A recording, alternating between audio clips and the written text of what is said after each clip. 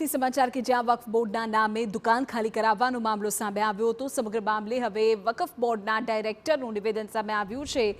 નવાબ મસ્જિદના trustee Farooq મુસાણીએ ખોટી રીતે દુકાન ખાલી કરાવ્યાનો સ્વીકાર કર્યો છે। દુકાન ખાલી કરાવવાનો વકફ બોર્ડનો પત્ર સાચો છે તેવું આસિફ સલોતે કહ્યું। નવાબ મસ્જિદના ટ્રસ્ટી ફારૂક મુસાણીએ પત્રનો ખોટો અર્થ કાઢ્યો।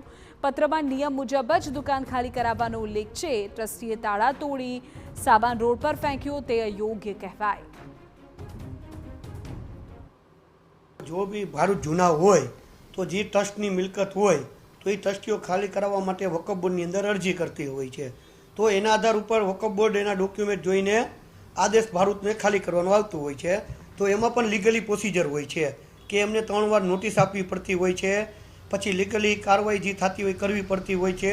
અને જો 3 વાર નોટિસ આપ્યા પછી ભાડુત ખાલી ન કરે તો પોલીસ પ્રોટેક્શન લઈ પોલીસને સાથે લઈ વિડીયોગ્રાફી કરાવી અને કબજો લઈ શકાય। એમને કોઈ પણને નોટિસ દીધા વગર વકફ ઓર્ડર કરે તો વકફનો ઓર્ડર હોય એમાં સ્પષ્ટ લખે છે કે નિયમ અનુશાસન ખાલી કરાવી।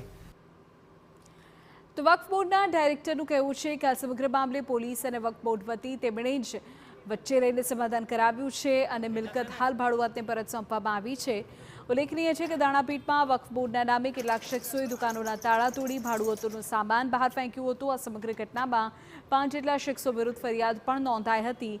જોકે ગત રાત્રે મામલો થાળે પડ્યા બાદ ભાડુઆત વેપારીને દુકાન પરત સોંપાય પણ મિલકત મુદ્દે વક્ફ બોર્ડના નવા આદેશ બાદ કાયદેસરની કાર્યવાહી કરવામાં આવશે। અને જે અમારી વકફના ટ્રસ્ટની મિલકત હતી એમાં જે કાલ સામાન બહાર કાઢ્યો હતો એ અત્યારે અમારા જે દુકાનના ભાડુઆત હતા એની અને અમારી બેની સંમતિથી અત્યારે હાલ આ સામાન અંદર મૂકી દીધેલ છે અને જે કાંઈ આગળ વકફના નિયમ મુજબ થશે એ કાર્યવાહી કરી અને પછી અમે આગળ હાલશું।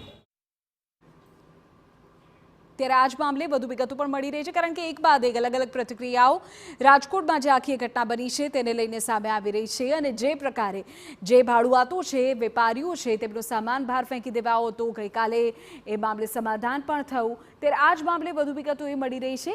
પોલીસ ફરિયાદમાં મુખ્ય જે છે આરોપી કે તેને લઈને ખુલાસો થયો છે। વર્ષ 2015માં પ્રથમ વખત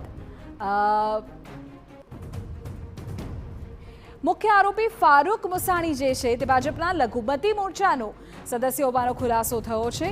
ભાજપના મોટા નેતાઓ સાથેના તેના ફોટોગ્રાફ પણ વાયરલ થયા છે। અગત્યના સમાચાર અહીં એ સામે આવી રહ્યા છે કે મુખ્ય આરોપી ફારૂક મુસાણી કે જે ભાજપના લઘુમતી મોરચાનો સભ્ય હોવાનો ખુલાસો થયો છે। આરોપીના ભાજપના ખેસ સાથેના ફોટો પણ સામે આવ્યા છે કે જેને લઈને અત્યારે સવાલો ઉઠ્યા છે।